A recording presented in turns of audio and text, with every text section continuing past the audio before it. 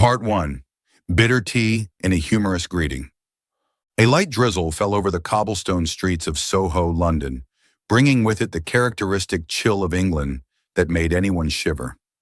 Black umbrellas sprang up like mushrooms after rain, shielding the hurried crowd beneath the hazy golden glow of the late afternoon streetlights. Charles Wentworth, or Charlie, as his best friend called him, strode quickly through the throng, his bespoke vest soaked and clinging to his broad shoulders. He muttered to himself, his deep voice carrying the refined British tone. Good Lord, this weather must have been designed to torment me. He hadn't brought an umbrella, a foolish mistake for a gentleman who prided himself on always being prepared. But today, after being jilted by his fiancée, Lillian Ashford, right before their wedding day with the excuse that he wasn't rich enough compared to some American guy, Charlie didn't have the presence of mind to care about such trivial details. He looked up, spotting a small wooden sign hanging in front of a coffee shop called the Steamy Bean, its handwritten letters scrawled but exuding a warmth amidst Soho's chill. The bell jingled as he pushed the door open, a few raindrops rolling down from the fedora he'd forgotten to take off. Inside, the aroma of roasted coffee mingled with the scent of freshly baked scones wafting through the air, dispelling some of the dampness clinging to him. The place wasn't crowded, just a handful of people scattered at worn wooden tables, an old man reading the Times in the corner, and a couple whispering near the crackling fireplace. Charlie chose a table by the window, where he could sit and watch the rain fall through the steamy glass, telling himself his life was still worth living even without Lily. Hey there, Mr. Rain-Soaked, a clear female voice rang out, snapping Charlie out of his gloomy thoughts. He looked up, and there stood Rosie Harper, a young woman with curly brown hair messily tied back with a rubber band, her green eyes sparkling as if she'd just thought of some mischief. She wore an apron smudged with coffee stains, holding a small notepad with a pencil tucked behind her ear, its tip clearly broken, but still there, like an odd accessory. Rosie grinned, a wide, fearless smile that made Charlie instinctively frown, his thick eyebrows knitting together as if to signal, I'm not here to play around. One Earl Grey, he said curtly, his tone cold as if to keep her at a distance. No sugar, no milk. Hurry up. He tapped his fingers lightly on the table, a habit when he wanted things done his way. Rosie raised an eyebrow, unfazed by his attitude. Earl Grey, no sugar, no milk. Got it, Mr. Serious. But are you sure? You look like you could use some sweetness in your life. She spoke while humming a few notes of, Hey Jude, her off-key singing oddly charming. Na, na, na, na. Hey, Jody. Her voice carried just enough for the old man in the corner to chuckle, folding his newspaper and glancing over as if watching a free show. Charlie shot her a look, his green eyes sharp enough to freeze the whole shop. I don't need sweetness, he replied, his voice hard as stone. Just tea. Can you manage that, or do I have to make it myself? Rosie shrugged, turning back to the counter, still muttering, Fine, but don't blame me if the tea's as bitter as your soul. Charlie heard her, but instead of getting angry like he usually would with anyone bold enough to talk back, he felt the corner of his mouth twitch. Who was this girl daring to speak to him like that? He, Charles Wentworth, heir to the Wentworth estate's empire, the man all of London's high society was gossiping about after his infamous jilting, being teased by a coffee shop worker and not knowing how to react. Rosie returned quickly, carrying a small tray, with a steaming cup of Earl Grey, a tiny spoon placed beside it despite his clear, no sugar, no milk instruction. She approached his table, still singing, Hey Jude, with an enthusiasm no one could stop, her feet bouncing to an imaginary beat in her head. Na, na, na, na. Hey Jude. And then, in a fateful moment, she tripped over the leg of the old man's chair, the tray tilted, and the tea splashed onto Charlie's vest. The hot liquid soaked through the premium wool, and he jumped up shouting, Do you know how much this vest costs? It's bespoke from Savile Row, for heaven's sake. Rosie set the tray down, hands on her hips, showing no trace of panic at his outburst. I know, but tea's cheaper. Drink it to warm up, she shot back, her tone so casual it was as if she'd spilled it on some old rag instead of a fashion masterpiece. Besides, why are you yelling so loud? It's just tea. You're not gonna die. She tilted her head, eyeing him with a mix of curiosity and playfulness, as if daring him to keep losing his temper. Charlie stared at her, mouth agape, unable to believe her audacity. He opened his mouth to scold her more, but Rosie swiftly pulled a rag from her apron, handing it to him with a wink. Here, wipe it off, mister. Don't get mad, or your face will wrinkle up like the old fishwife at the market. And then, as a final blow, she added, You're pretty handsome, but don't make me wipe tea off you again, okay? The shop went quiet for a second. Then the old man at the corner burst into loud laughter, clapping his hands. Good one, girl. Bring me another cup. Charlie stood there, rag in hand, tea still dripping from his vest onto the polished wooden floor, and for the first time in months he laughed. A dry, short laugh, but enough to surprise even himself. You really don't know what fear is, he said, his tone softening a bit, though he tried to maintain his dignified air. Rosie shrugged, heading back to the counter for a fresh cup. Fear what? You're just a wet guy who likes bitter tea. She placed the new cup in front of him, grinning. I won't spill this one, promise. But if you want to sue me, go ahead. I've got exactly 3 shillings in my pocket to pay you. Charlie sat down, picking up the cup and inhaling the familiar bergamot scent, but his eyes didn't leave Rosie. She returned to the counter, resuming her, Hey, Jude, and he realized he couldn't hate her. She was clumsy, talkative, and nothing like Lily, who was always perfect, always calculated, always making him feel he had to prove himself worthy.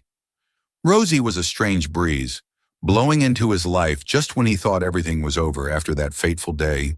Lily left him with her icy words. You're not enough for me, Charles. In the days that followed, Charlie started coming back to her at the Steamy Bean, more often than he'd planned. He told himself it was because the tea here wasn't bad.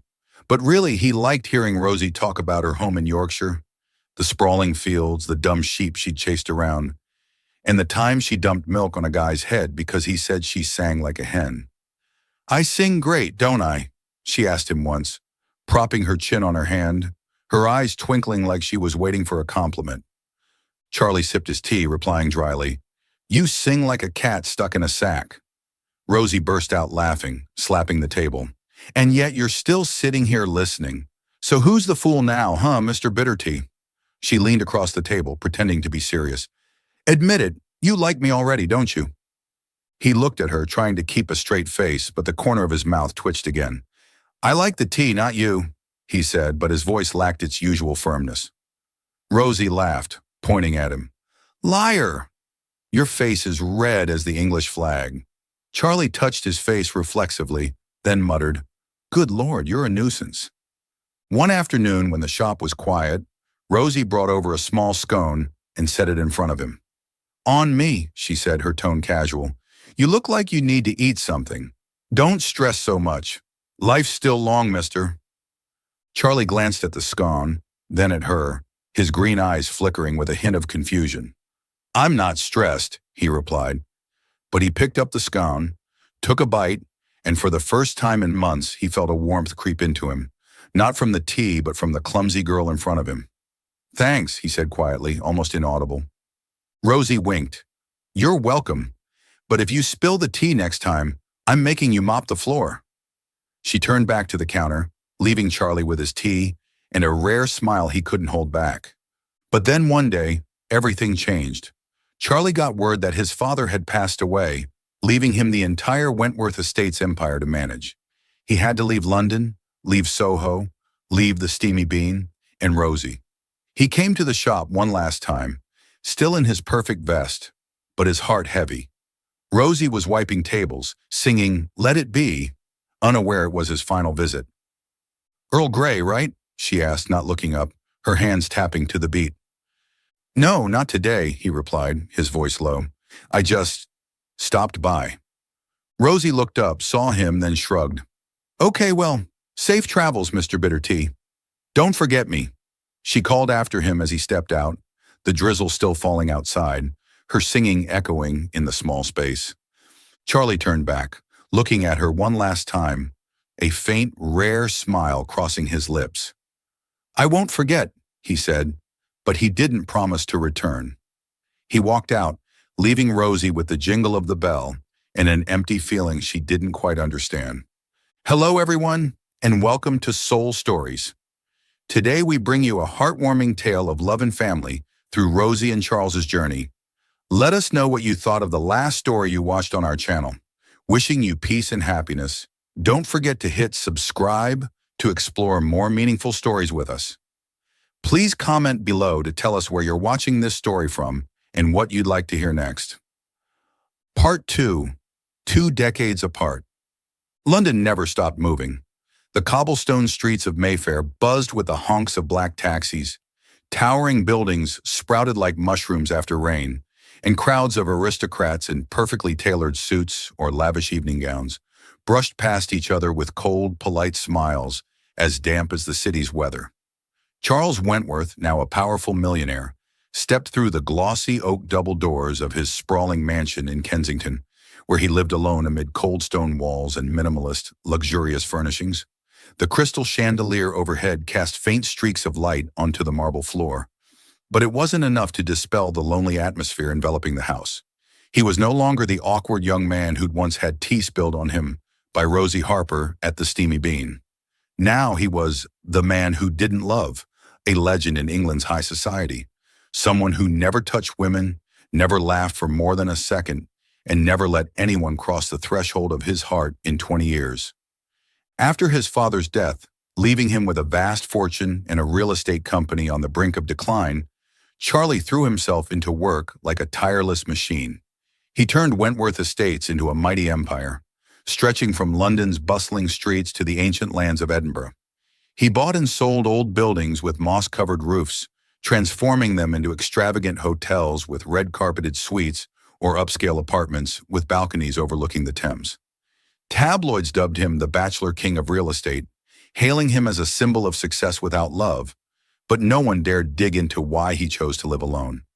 Only Bertie, his eccentric best friend, an English gentleman obsessed with horse betting and always clad in thick tweed, whether the sun blazed or the drizzle lingered, knew the truth behind that icy facade.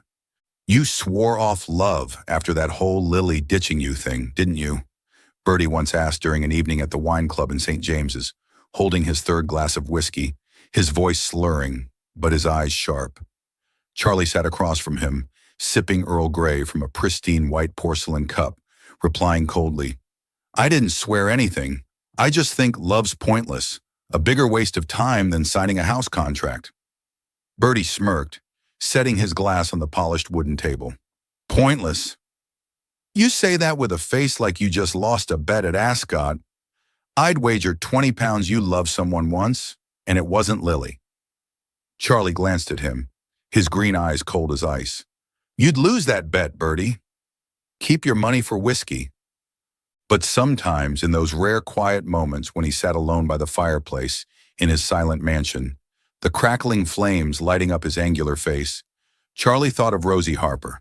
He remembered her wide, goofy grin, the way she teased him as Mr. Bitter Tea with a playful tone free of fear, and that day she spilled hot tea on his expensive vest without apologizing, instead handing him a scone as if it solved everything.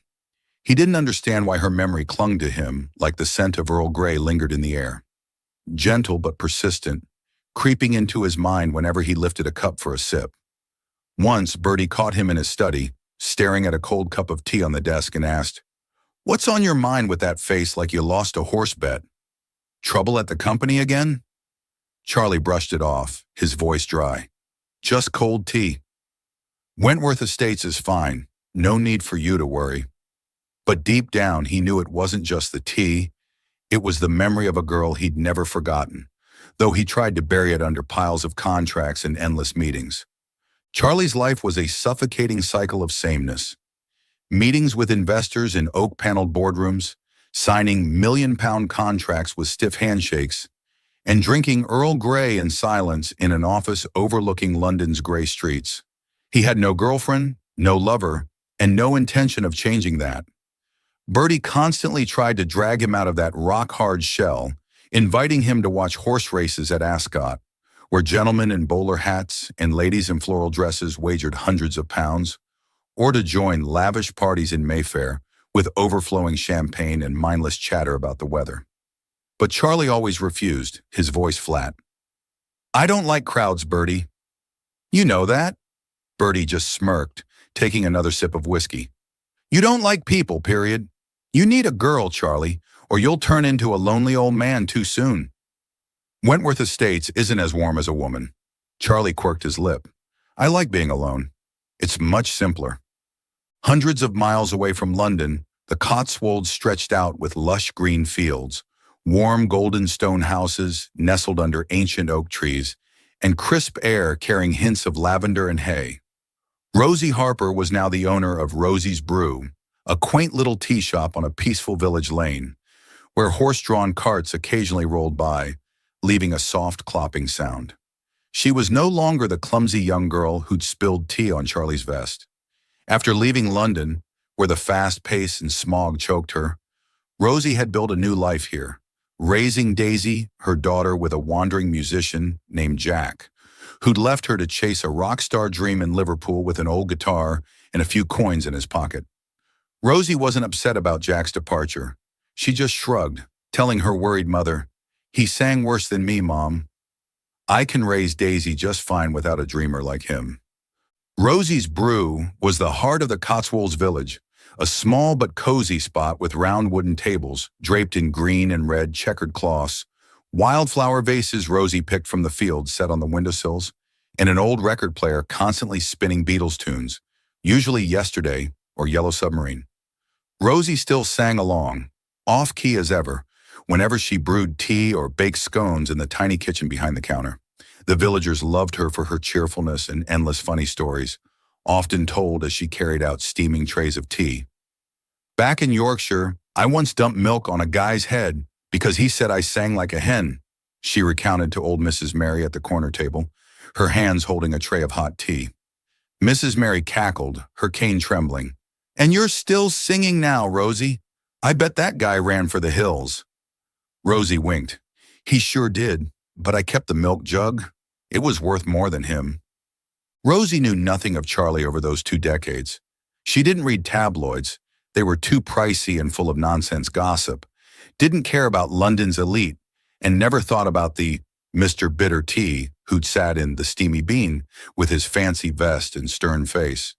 To her, he was just a happy memory, a handsome but rigid guy she'd teased until he cracked a laugh, despite himself. Her life now revolved around Daisy, the tea shop, and evenings when she sat on the porch of her little wooden house, singing Yesterday, while gazing at the stars twinkling over the fields, oblivious to the world beyond. You really sing awful, Mom, Daisy once said as a kid, sitting beside her on the steps, and Rosie laughed. Awful or not, who cares? As long as it makes you smile, I'm happy. Daisy, now a lively young woman, often helped her mom at the shop when she wasn't studying or daydreaming about far-off places. She'd inherited Rosie's humor, but added a touch of her father's dreaminess, a musician who'd sung Let It Be to her before leaving. Mom, why don't you find someone? Daisy once asked as they wiped tables after closing, the oil lamp casting shadows on the wooden walls. Rosie laughed, setting the rag down. Why do I need a man? Tea and you are plenty. Besides, who'd put up with my singing? Daisy scrunched her nose. You sing bad, but you're fun. Someone might like that. Rosie winked. If they do, they'd have to like tea more than me. But sometimes when the shop was empty and Daisy was asleep, Rosie hummed Let It Be alone, staring out at the dark fields, wondering what had become of that bitter tea guy, though she'd never admit it to anyone. 2 decades passed with Charlie and Rosie living in completely different worlds. One sunk in the coldness of London's upper crust, where Wentworth Estates buildings rose as symbols of power. The other immersed in the simplicity of the Cotswolds, where her off-key singing blended with the wind over the fields. But fate, like an English gentleman fond of pranks with a sly grin, had arranged for them to cross paths again unexpectedly. Bertie, the friend who never gave up on pulling Charlie out of his icy shell, showed up at his mansion one day with an offer he couldn't refuse. He strode into the living room, holding a Cotswolds vacation rental flyer, his bulky tweed coat flapping as if he'd walked through a gust. You need a break, Charlie, Bertie declared, his voice eager with a hint of whiskey from the glass he downed on the way. You've been working like a cart horse for 20 years. Meetings, contracts, buying houses, selling houses. Wentworth Estates has turned you into a machine. Come with me, just a week. No meetings, no contracts, just tea and fresh air. Charlie frowned, sitting in his leather armchair, holding a cold cup of tea, ready to decline as usual. I don't have time, Bertie. The company's negotiating a hotel purchase in Bath. But Bertie leaned in, smirking. I bet you £50 you won't leave London. Losing you have to go. And I picked the place. Charlie quirked his lip, his pride flaring like a small flame being stoked. I never lose a bet, Bertie, he said, his voice low but firm. You'll be out £50 and I'll stay right here. Bertie laughed, slapping his thigh. Fine, but if you don't go, I'll tell all of London the real estate king is scared to leave his office. Charlie glanced at him, knowing Bertie was crazy enough to do it. All right, he sighed, setting the cup down. 1 week, but don't expect me to enjoy it. He had no idea this trip would change everything, just like how Rosie had once spilled tea on him and unwittingly shifted a small corner of his soul 2 decades ago. The Cotswolds greeted Charlie with winding, stone-paved lanes, birds chirping in old oak branches, and the fresh scent of grass carried on a cool breeze. He and Bertie rented a small thatched cottage with an old fireplace, but Bertie quickly dragged him out to explore, not giving him time to sit with the company papers he'd brought along. You need decent tea, Bertie said, leading him to Rosie's Brew without knowing whose shop it was. Charlie stepped in, his long gray coat swaying in the wind, his polished leather shoes clicking on the rustic wooden floor. He sat at a table near the door, catching a whiff of tea in the air, and ordered out of habit, 1 Earl Grey, no sugar, no milk. Bertie sat across, muttering, You never change, still barking orders like you're in a Wentworth Estates meeting. Rosie emerged from behind the counter, tray in hand, still singing, Hey Jude, with that familiar off-key voice, her feet bouncing to the beat in her head. She didn't glance at the customer, just grumbled. Earl Grey, no sugar, no milk. Who's this picky? Probably some old guy from London. As she neared the table, the tray tilted slightly from her dancing, and a few drops of hot tea splashed onto Charlie's pricey leather shoes. He jumped up, ready to scold her like he would in a boardroom. Do you know what these shoes? But he stopped because Rosie looked up, saw him and exclaimed, Oh my gosh, it's you again, Mr. Bitter Tea. Her mouth dropped open, her green eyes widened. Then she burst out laughing, the sound echoing through the shop, making a few scone, nibbling customers turn their heads. You! Still as clumsy as ever, Charlie blurted out, his voice mixing surprise with a warmth he didn't immediately recognize. Rosie set the tray down, hands on hips, her grin as wide as ever. And you still like bitter tea and fancy shoes, huh? Man, I thought you died from being too serious. Where have you been hiding all this time? Charlie froze, staring at her. Still Rosie, her curly hair now flecked with silver, her cheeks rosy from the Cotswolds chill, and that fearless grin unchanged. He laughed, a real laugh, longer than any in 20 years, ringing out in the little shop like a sound foreign even to him. Bertie, behind him, whispered in shock. Good Lord, you can laugh? Who is she, Charlie? Some old Wentworth Estates employee? Charlie didn't answer, just sat down, watching Rosie grab a fresh cup, still teasing. I won't spill this one, don't worry. But if you sue me, all I've got is scones to pay you, not enough cash like your company. They sat there laughing loudly, as if 2 decades hadn't passed. Rosie told him about the Cotswolds, the tea shop, Daisy, her voice as lively as it was back in Soho. Charlie just listened, forgetting Bertie yawning at the next table, his untouched tea in hand. But when Rosie asked, So what have you been up to all this time, not coming back?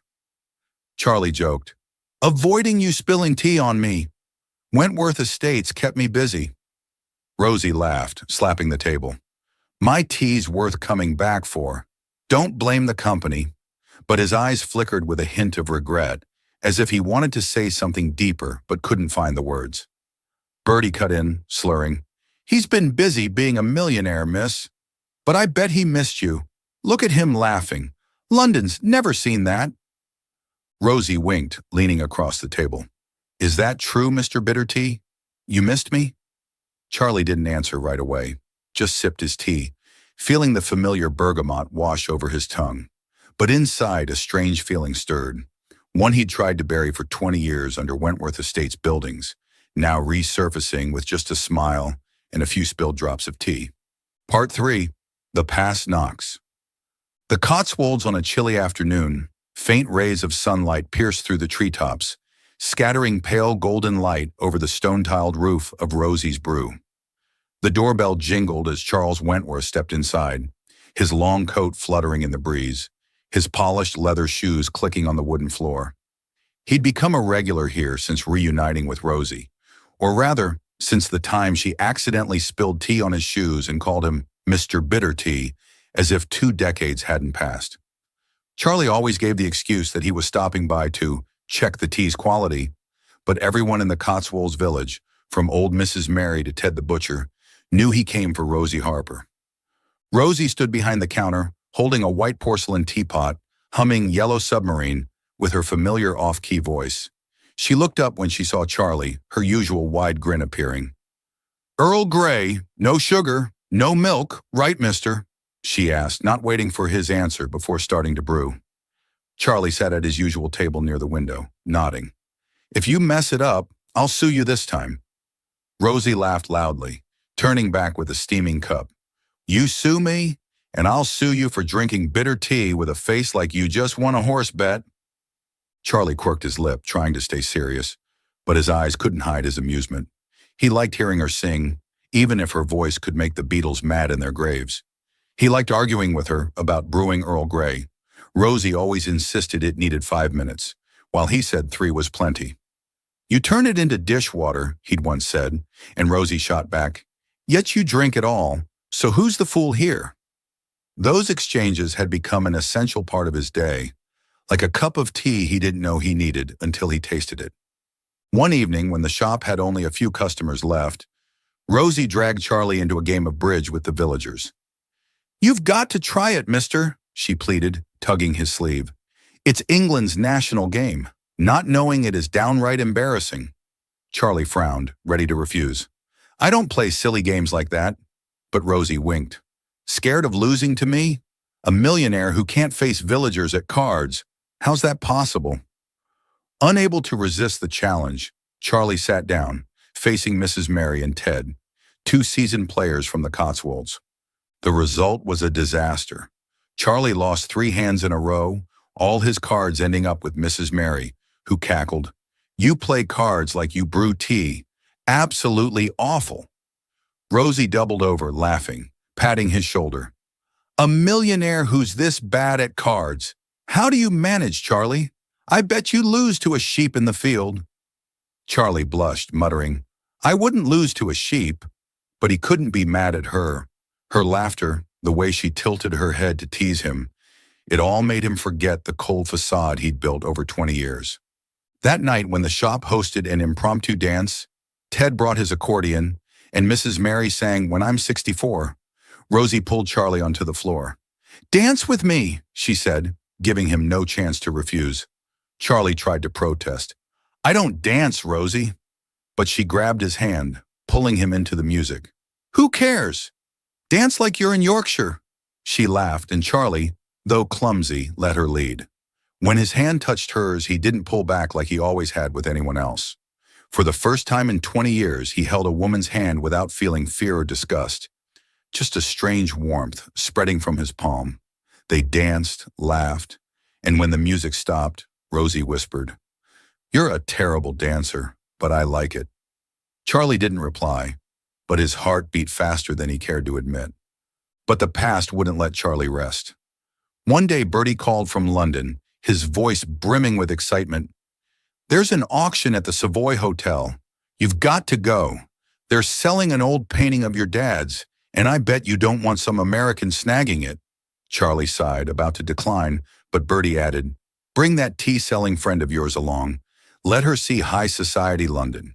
Charlie glanced at Rosie, wiping tables in the shop, and surprised himself by agreeing. "Fine, but don't expect me to buy anything. Rosie, curious about Charlie's world, agreed to join him. I've never been to the Savoy, she said, her eyes lighting up. But if the tea there's bad, don't blame me for complaining. Charlie quirked his lip. I bet their tea's better than yours.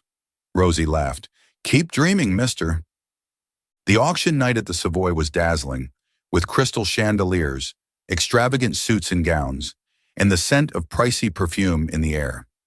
Charlie, in a flawless black tuxedo, led Rosie, wearing a simple but elegant green dress, into the hall. She looked around, whispering, Geez, I feel like I just walked into a James Bond movie. Charlie chuckled softly. You're the worst Bond girl I've ever seen. They were admiring a painting on the wall when a cold voice cut in from behind. Charlie Wentworth, I didn't expect to see you here. Charlie turned, and Rosie saw him tense up. Standing there was Lillian Ashford.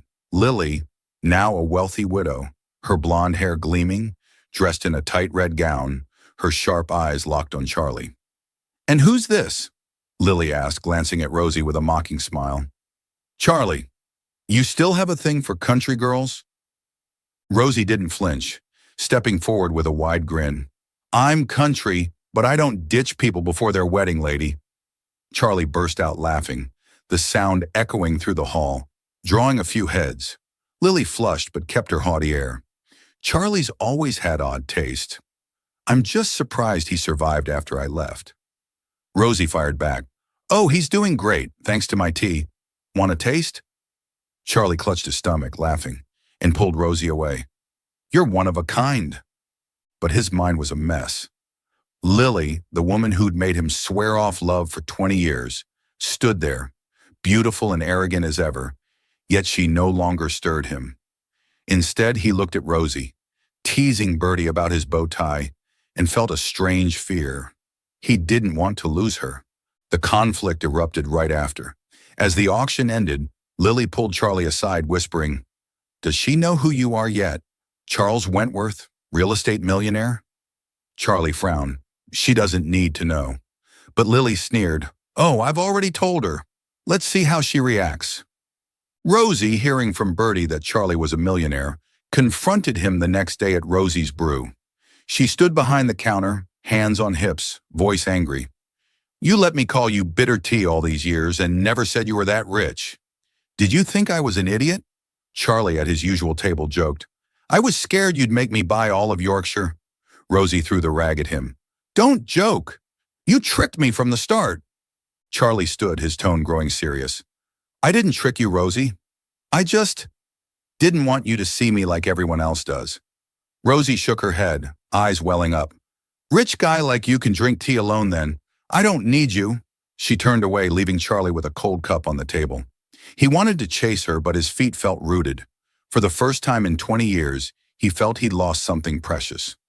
A few days later, Charlie drove to the Cotswolds, his heart heavy.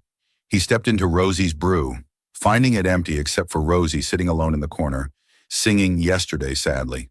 Her voice trembled, lacking its usual cheer.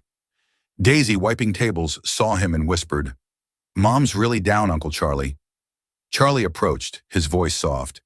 Daisy, does your mom hate me? Daisy smiled faintly, winking. No, but you've got to apologize big. She's stubborn, you know. Charlie looked at Rosie, her silhouette in the shop's dim light, and realized the past had come knocking. But this time, he didn't want to run.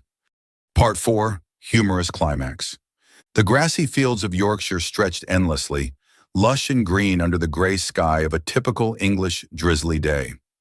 The wind blew through, carrying the scent of damp earth and fresh grass, rustling the wildflowers along the Cotswolds Village Road. Rosie Harper stood in front of Rosie's Brew, hands on her hips, staring at the small wooden sign of her shop with a mix of anger and amusement.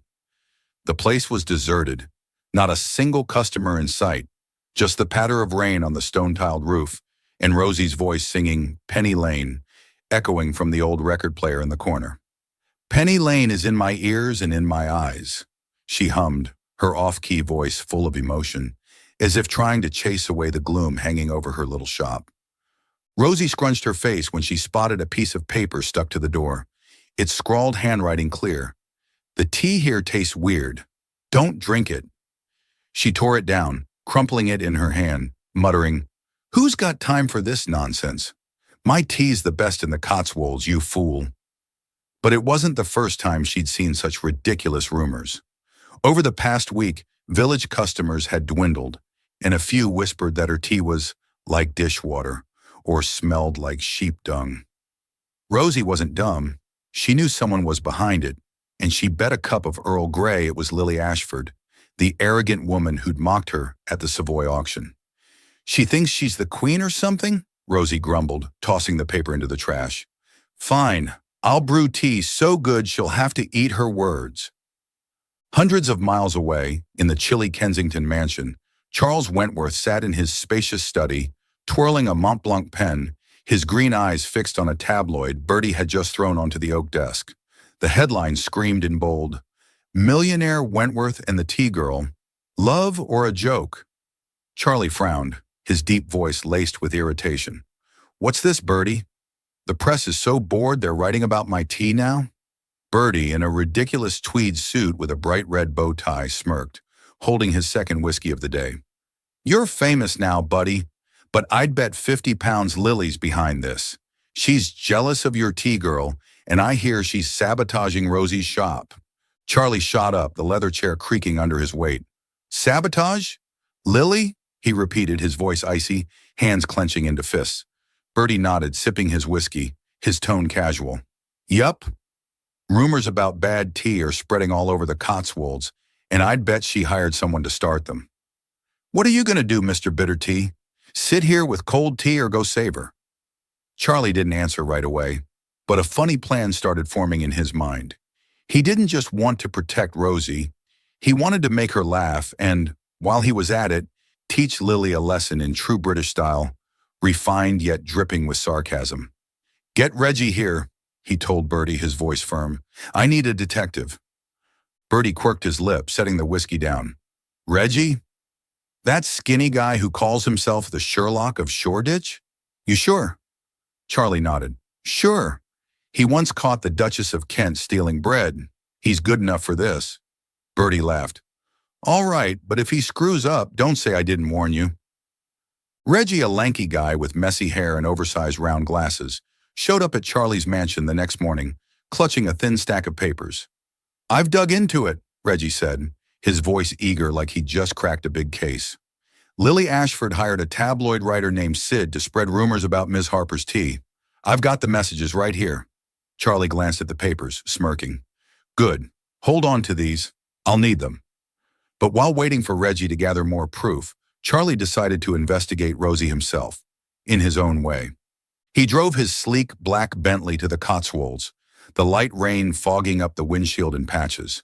Stepping into Rosie's brew, he disguised himself with a long coat and a fedora pulled low over his face, pretending to be a stranger.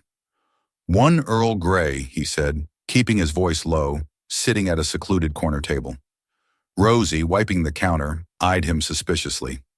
"Earl Grey, no sugar, no milk, right? Why's that sound familiar?" Charlie nodded, watching her brew with a serious look, like a food critic from the Times. Rosie brought the cup over, setting it down, hands on hips. "Who are you, staring at me like I'm about to poison you?" Charlie took a sip, deliberately grimacing.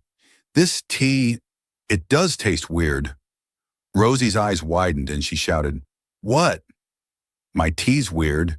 You're a spy for those rumor spreaders, aren't you?" She snatched the cup from his hands, splashing some on his coat in her fury, the water splattering across his pricey wool. Charlie burst out laughing, pulling off his hat. "I'm a spy, but I'm your spy, Rosie." Rosie froze, mouth open, then cracked up. "Charlie Wentworth, are you a spy or my boyfriend?" Charlie stood winking. "Both. I came to catch you brewing it wrong, but you're still as bad as ever." Rosie threw the rag at him, laughing. "You dare say that? I bet my tea's better than all your money."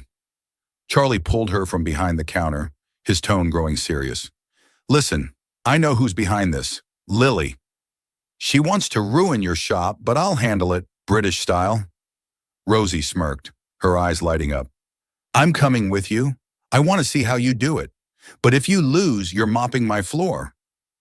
Charlie took Rosie to London, where a lavish party was underway at the Claridge's Hotel under dazzling crystal chandeliers. Suits and gowns glided past each other, the clink of champagne glasses mixing with polite laughter. Lily Ashford, the guest of honor, stood amid the aristocratic crowd, her red dress sparkling like fire, her cold eyes scanning the room. Charlie, in a perfect black tuxedo, led Rosie, wearing a simple but elegant green dress, into the hall. Rosie looked around, whispering, "Geez, I feel like I just stepped into a Queen's movie. Anyone gonna ask me to dance?" Charlie chuckled softly. "You're the worst queen I've ever seen, but I'll dance with you if you don't spill champagne on me." They stood near the champagne table, watching Lily brag about her recent Tuscany trip to a group of nobles. Charlie whispered to Rosie, "She thinks she's the center of the universe. Watch me handle this." He stepped forward, his voice booming through the crowd. "Ladies and gentlemen, I have an announcement." Everyone went quiet, turning to look, some pausing mid-sip to listen. Lily smirked, confident. "Charlie, buying a painting? Or here to tell us about your tea-girl romance?" Charlie laughed, pulling Rosie up beside him. "No, I want to talk about this woman, Rosie Harper. I love this tea-girl, and she brews tea better than the Queen." The crowd erupted in laughter, a few clapping, a lady in a purple dress shouting, "Well done, Wentworth." Rosie, not to be outdone, added, "And he brews worse than a dog." The room roared, the laughter echoing, some nearly dropping their glasses. Lily flushed, trying to hold her arrogance. "Charlie, you sure know how to pick a clown. She's just a country bumpkin." Rosie stepped forward, hands on hips, grinning. "A clown? I didn't hire people to say my tea's bad, lady. Want a sip? I brought some." She mimed, holding an imaginary teacup, making the crowd laugh harder. Charlie jumped in. "I've got proof Lily's behind the sabotage of Rosie's shop. Reggie, bring it out." Detective Reggie stepped up from the corner, holding papers, his voice eager. "These are messages Ms. Ashford sent to a tabloid writer named Sid, asking him to spread the rumors. I've even got photos of him sticking papers on the shop." The crowd murmured, some pointing at Lily. She paled. "This is slander. I'll sue you, Charlie." Charlie smirked. "Slander? I'm English. I don't lie when tea's my witness. Sue me if you want, but don't expect to win." Humiliated in front of everyone, Lily turned and stormed off, her heels clacking on the marble floor like a tune of defeat. Rosie shouted after her, "Walk careful. Don't spill your tea." Charlie clutched his stomach, laughing, and pulled Rosie outside as the rain started pouring harder beyond Claridge's. Under the London rain, Charlie and Rosie stood beneath an awning, raindrops pattering around them, forming small puddles on the sidewalk. Charlie looked at her, his voice low with emotion. "Rosie, I've got to be honest. I didn't love anyone for 20 years because I was scared of getting hurt. Lily made me this way. I built a wall, lived alone. But you make me laugh, and I don't want to lose that." Rosie winked, her tone playful. "Good, 'cause I'm not selling my shop to follow you. I like the Cotswolds better than your London." Charlie laughed, pulling her into a tight hug, then, unable to hold back, kissed her, a fierce kiss in the rain, water soaking through his vest and streaming down his face. But for the first time, he didn't mind being wet. Rosie kissed back, grabbing his collar to pull him closer, her lips warm against the rain's chill. When they parted, she whispered, "You kiss better than you brew tea, mister." Charlie chuckled, teasing, "I've been practicing in my head for 20 years. What do you think?" Rosie laughed. "Worse than I expected, but I'll take it." They stood there, hugging, laughing loudly in the rain, as if the whole world was just the two of them and the steady drumming of drops. But the story didn't end there. A few days later, back at the Cotswolds, Charlie's phone rang while they sat in Rosie's brew. Bertie's panicked voice blared through, "Charlie, Lily's suing you for defamation. She says you humiliated her in front of all London, and she's hired the priciest lawyer in England. What are you going to do?" Charlie glanced at Rosie, brewing tea behind the counter, singing "Help" in her cheerful, off-key voice, and smirked. "I'll handle it, Bertie, but this time I've got backup." Rosie turned, catching the last bit, grinning. "Who's daring to sue my Mr. Bitter Tea? Bring her here. I'll give her free tea. Charlie hung up, looking at Rosie with a mix of determination and mischief, knowing the fight with Lily wasn't over. But this time, he wasn't afraid, because he had Rosie by his side, and she was the strongest weapon he'd ever had. Part 5. A Happy Old Age. The Cotswolds on a gentle spring morning, pale sunlight filtered through the branches of ancient oaks, casting golden streaks across the lavender fields, stretching beside Rosie and Charlie's brew. This new shop was no longer just Rosie's Brew. The wooden sign now bore Charlie's name too. Rosie's scrawled handwriting next to his elegant script, a symbol of the odd but perfect union of two people from different worlds. Bright yellow and purple wildflowers surrounded the shop. Round wooden tables draped with red and white checkered cloths scattered across the lush green lawn.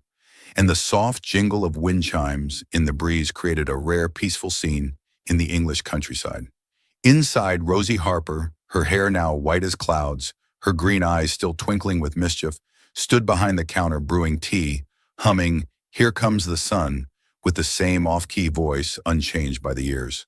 She wore an old apron smudged with flour from a failed baking attempt that morning, but the smile on her lips was as radiant as the day Charlie first met her at the Steamy Bean in Soho. Charles Wentworth stepped in from the back door, holding a tray of freshly baked scones, a white apron dusted with flour tied around his waist, looking out of place with the expensive white shirt he still liked to wear despite leaving London's high society behind long ago. He was no longer the cold millionaire who'd lived alone in the vast Kensington mansion. Wentworth Estates, the real estate company he'd built from the ashes of heartbreak after Lily Ashford jilted him, had grown into a solid empire of lavish hotels, historic villas, and office buildings spanning England. He'd once run it with unrelenting firmness, buying and selling properties like an emotionless machine, turning rundown buildings into icons of wealth and power. But now he'd handed the company over to a young management team, keeping only a remote advisory role so he could spend his days in the Cotswolds, where he'd found something more valuable than money: Rosie. The lawsuit with Lily Ashford had ended months ago, and Charlie won spectacularly thanks to Rosie, who testified in court with her unforgettable line, "I didn't defame anyone, I just told the truth. My tea's better than the Queen's, and she's just jealous." The judge, a stern old Englishman who loved tea so much he brought his own pot to court, burst out laughing at Rosie's words, the rare sound shaking the solemn courtroom. Lily's lawyer, a smug man in a perfectly tailored suit with a hefty price tag, tried to argue that Rosie and Charlie had conspired to humiliate his client, but no one bought it when Rosie recounted how Lily paid someone to spread rumors that her tea smelled like sheep dung. The judge nodded. "I believe Miss Harper's tea outshines Miss Ashford's testimony. Lily lost, leaving London soon after with her pride and a suitcase full of red dresses, forgotten by high society as if she'd been a passing breeze leaving no trace." Charlie set the scone tray on the counter, eyeing Rosie with mock seriousness. "How do you brew tea that customers rave about?" "I suspect you're putting a spell in it, Rosie Harper." Rosie laughed, tossing the rag at him, hitting his chest and sending flour puffing onto his white shirt. "A spell? Your brewing's the disaster, worse than a dog's, like I said at Claridge's. I bet you'd chase customers away if you worked the counter." Charlie quirked his lip, brushing off the flour. "I learned from you, so who's the bad teacher here? You should thank me for not suing you for ruining a student like me." Rosie tilted her head, pretending to think, True, but I didn't teach you to spill tea on yourself. That's your natural talent, and I won't take credit for it." They laughed together, their laughter blending with Rosie's singing, filling the small shop like a duet without instruments. After the lawsuit, Charlie and Rosie opened Rosie and Charlie's Brew, a place combining the Cotswolds' best tea with scones. Charlie learned to bake from village elder Mrs. Mary, though he still often scorched a corner of the kitchen when Rosie wasn't watching. "If you bake one more time, I'll send you out to plow the fields with the sheep," Rosie once yelled as black smoke billowed from the oven, while Charlie just shrugged. "I'm a millionaire, not a chef. Don't expect too much. Besides, Wentworth Estates didn't pay me to stand at a stove." Rosie fired back. "Wentworth Estates probably didn't pay you to burn down other people's houses either." Charlie kept trying to brew tea to keep up with Rosie, but the results were always a mess. Tea too bitter, like overboiled medicine, too weak like rainwater off a roof, or worse, spilling all over the table when he fumbled the pot with hands more used to signing million-pound contracts than doing chores. Rosie teased him mercilessly. "You're a millionaire who can't measure water. I bet you could buy all of London, but not work a teapot. Did Wentworth Estates teach you to buy houses or buy trouble?" Charlie smirked. "I bought you, didn't I?" "That's enough. Why need a teapot? Anyway, my company didn't teach brewing. They taught me to make money to hire someone who can." Rosie laughed. "Hire me then. I'd brew cheaper than your whole crew." Daisy, Rosie's daughter, now a radiant young woman with curly brown hair like her mom's and a warm smile like Cotswold sunshine, often helped them at the shop when she visited from Liverpool. She hosted Beatles music nights on weekends, strumming her dad's old guitar, singing "Hey Jude" with a clear voice far better than her mom's. One night, with the shop packed with villagers and a few London tourists there, for England's best tea, Daisy dragged Charlie and Rosie onto the small corner stage, pleading, "Uncle Charlie, Mom, sing with me. It's so crowded tonight.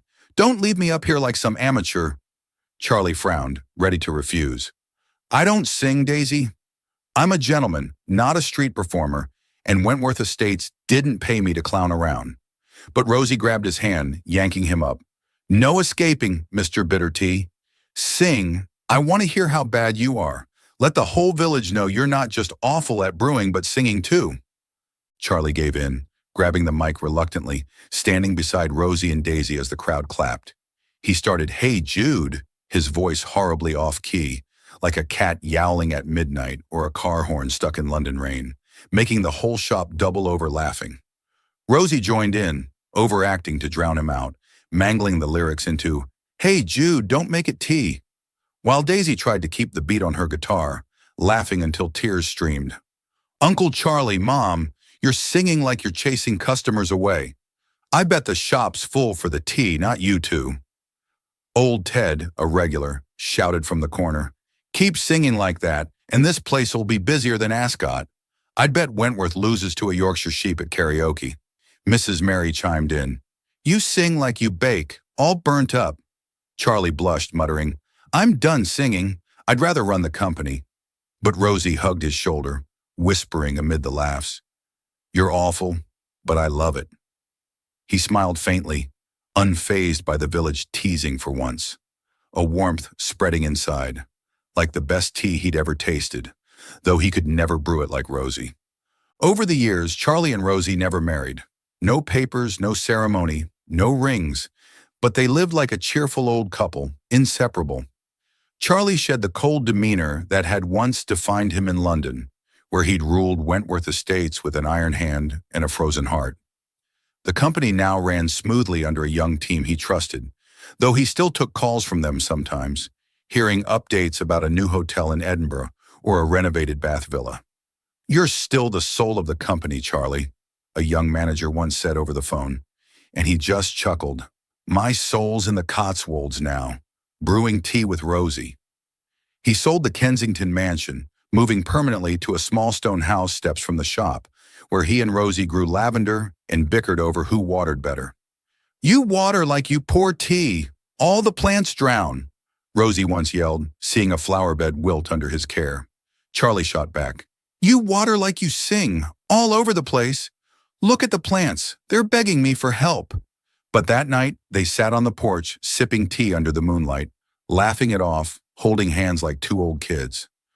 Rosie never stopped teasing him, even as his hair turned white and his hands trembled holding the teapot. "You're old but still handsome, mister," she said once, as they sat in the empty shop after closing, the oil lamp casting light on their wrinkled faces. "But don't spill the tea anymore. I can't keep wiping up after you." Charlie quirked his lip, peering at her through the dim glow. "You're old too, and still sing awful. I've put up with you this well. Better than running Wentworth Estates." Rosie laughed, smacking his shoulder. "Put up with me? You love me. Admit it, Mr. Bitter Tea." Charlie didn't answer right away, just gazed at her warmly, then said, his voice low and rare with seriousness. Thank you for coming into my life, Rosie. Without you, I'd still be that cold guy in that damn London mansion, living with cold tea and soulless Wentworth Estates contracts. Rosie paused, stunned for a second, then grinned. Geez, you get serious and I want to cry. But fine, I thank you too, for making me laugh every day, even if you brew tea awful. Their life was a string of simple days filled with laughter. Charlie got better at baking scones, though he still burned the kitchen sometimes, prompting Rosie to yell, You trying to torch my shop? Should I call you a chef or an arsonist? Did Wentworth Estates teach you sabotage? He played bridge with the villagers every Wednesday night, still losing badly, with Ted teasing, You're rich but can't buy a good hand?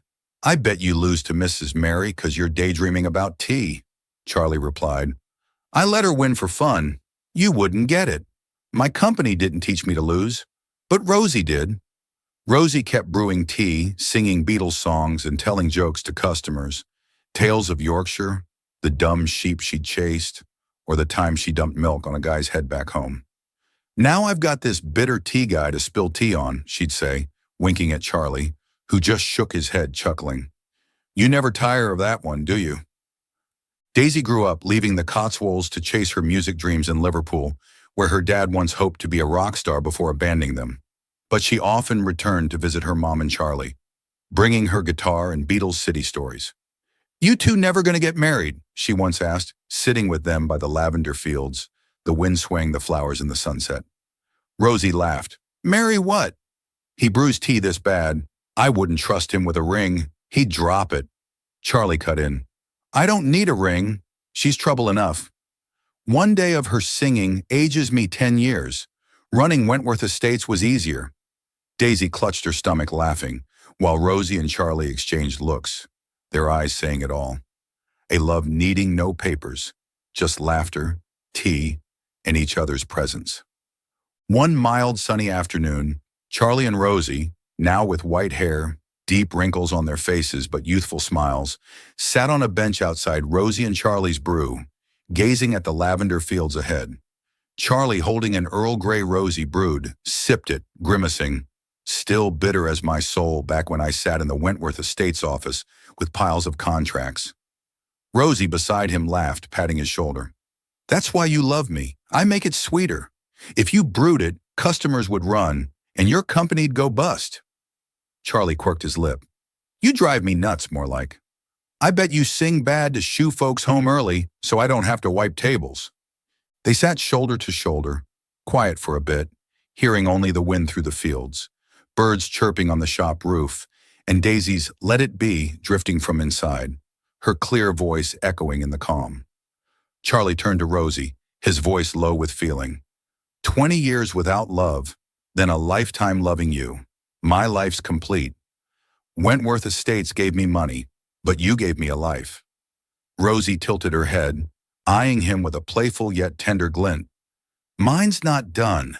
You've got to brew tea for me till you drop. No early retirement for you, Mr. Bitter Tea. Charlie chuckled, pulling her close, hugging her tight under the golden afternoon sun. Lavender's scent, a reminder of their shared years. They sat there laughing loudly, their laughter mingling with Daisy's Let It Be, Let It Be, a perfect song for their story. Charlie whispered in her ear, You're the worst and best tea I've ever had. Rosie replied, teasing, And you're the Mr. Bitter Tea I'd never trade, though you sing worse than a dog and brew worse than any Wentworth Estates worker.